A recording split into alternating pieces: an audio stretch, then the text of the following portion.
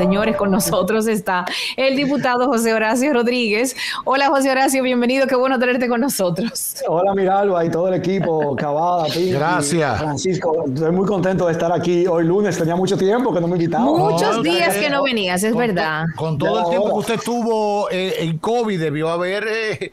aprovechado ahí, ¿verdad? No podíamos pagarle porque después le sacan unas cosas y unas vainas, pero nada, pero me alegro verlo y verlo bien y trabajando. Igualmente. Sí, así es. José Horacio, tú explicaste en la sesión del Pleno de la Cámara de Diputados el pasado jueves, en calidad de vocero del bloque de diputados del partido Alianza País, por qué esta organización política votó en contra del contrato que contempla la exploración y explotación de petróleo en las aguas costeras dominicanas de la compañía Apache Corporation, por considerar que las condiciones económicas y ambientales de el mismo son un riesgo para el país. Me imagino refieres al contrato, o sea, las condiciones del contrato son un riesgo para el país. Dinos de tu propia voz, con tu presencia aquí con nosotros, ¿cuáles son los motivos para rechazar la exploración y la posterior explotación de este contrato de Apache Corporation? Bueno, muchas gracias por la oportunidad de permitir expresar esa posición aquí a todo el público que nos escucha por esta vía. Lo más importante, o sea, son muchas las razones que nos llevaron a tomar esa posición en el Pleno. Yo pienso que las actividades que va a desarrollar esta empresa son sumamente delicadas y pueden tener un gran impacto en el futuro de la República Dominicana si no se hacen con la rigurosidad y los altos estándares que ameritan una actividad de esta naturaleza. Se está hablando de la posibilidad de explorar y explotar petróleo en la costa, mar adentro, a 5 kilómetros de la costa, en el área que comprende desde San Pedro de Macorís hasta Jaina. Es una zona que abarca casi lo que equivale a 4% del territorio nacional, del 4% del territorio de la República Dominicana. O sea que todo el frente del Gran Santo Domingo podrá ser objeto de esa exploración y explotación.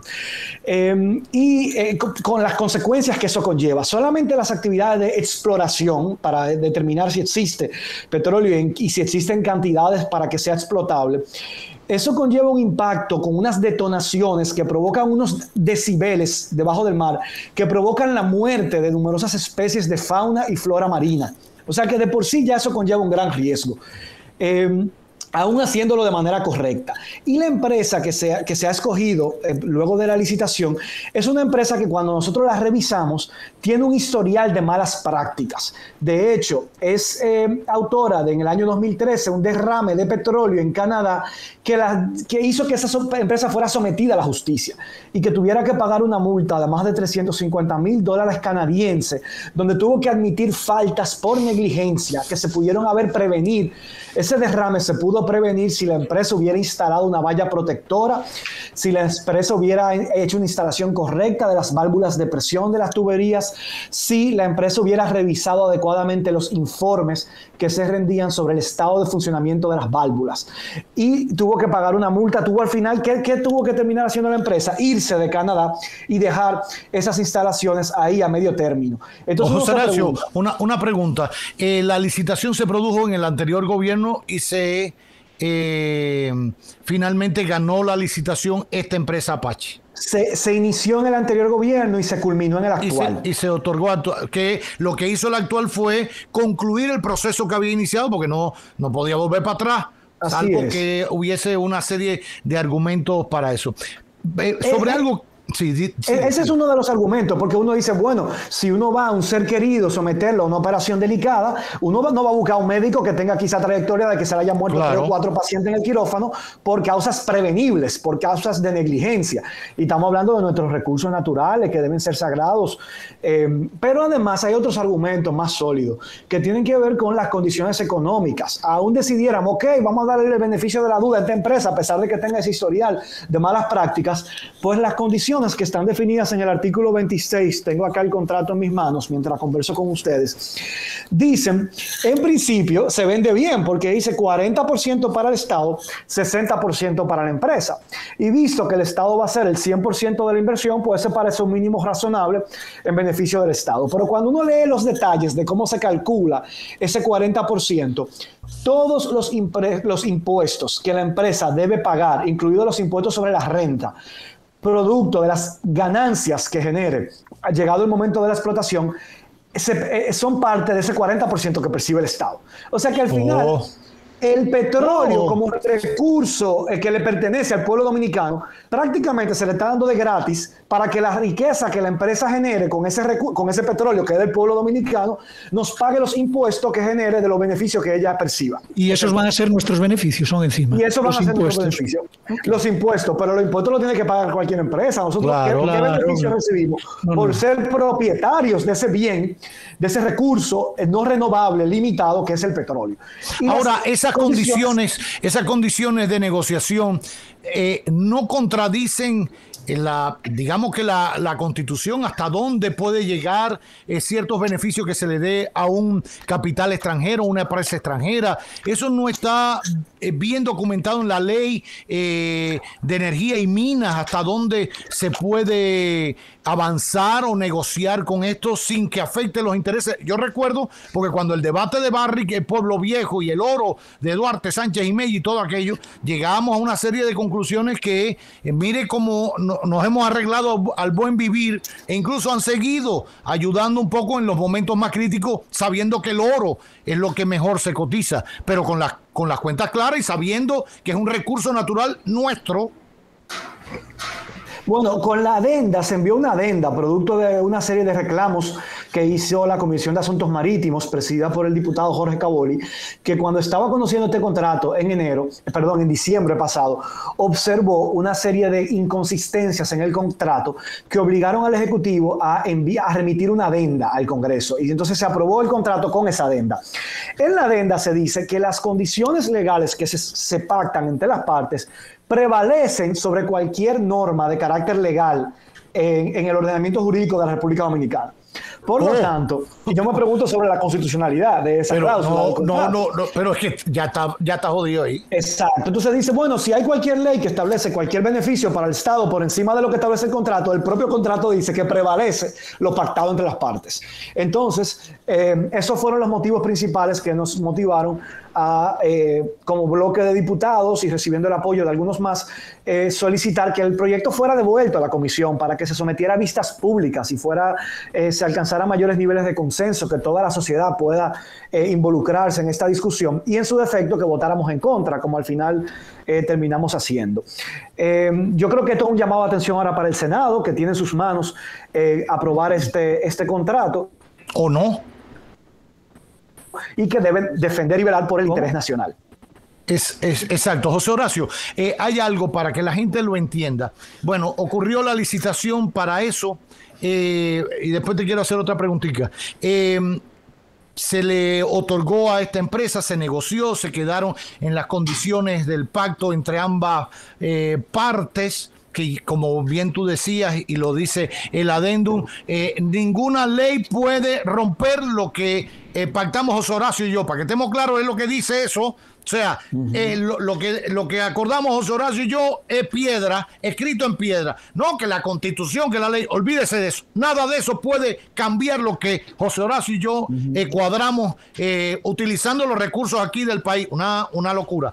Ahora, ¿cómo se le da marcha atrás a eso desde el punto de vista legal que no afecte la seguridad jurídica nuestra ante el mundo? Porque los inversionistas van a decir, concho, pero esta gente participa en una licitación, es abierta, presento, no sé qué, y cuando ya vamos llegando a lo último, que voy a empezar a meter los tubos, lo echan para atrás. ¿Cómo resolvemos eso? No, porque está muy claro. Y, o sea, todo contratista que vaya a hacer una inversión de esta naturaleza está consciente que eso tiene que pasar por el Congreso Nacional, que el Poder Ejecutivo no tiene la autoridad absoluta de negociar con una empresa internacional un contrato de esta naturaleza, porque eso tiene que pasar por el filtro del Congreso. Entonces, no se estaría violando la seguridad jurídica, porque ese contrato no entra en vigor hasta tanto se cumpla con este trámite. Y en este trámite, los representantes del pueblo tenemos que defender los intereses del pueblo. Y eso es lo que estamos haciendo. Ahora, decías en parte de tu explicación de la exploración y después la explotación. Primero la exploración, que es frente a las costas del Gran Santo Domingo, Boca Chica, Caucedo, el aeropuerto, todo lo que hasta Jaina, 5 kilómetros más adentro.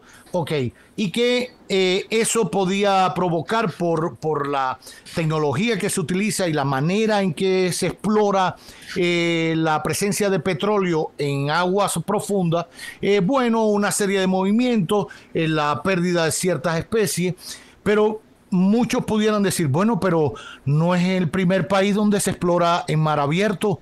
¿Qué hacer?